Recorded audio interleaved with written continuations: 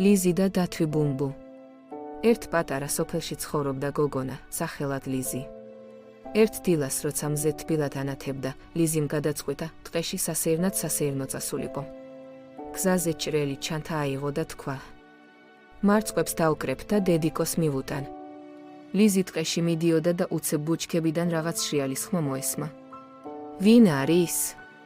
ჩუმად იკითხა ლიზიმ.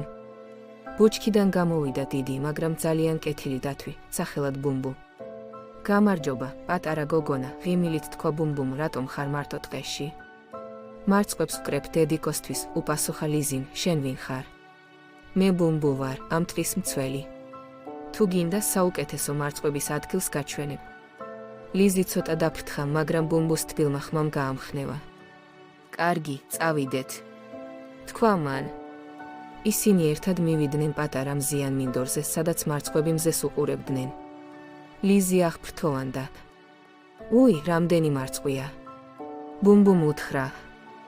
მაგრამ ერთი წესი გვაქვს, ჯერ ცხოველებს მივუტანოთ მარწყვები, მერე ჩვენ ავიღოთ.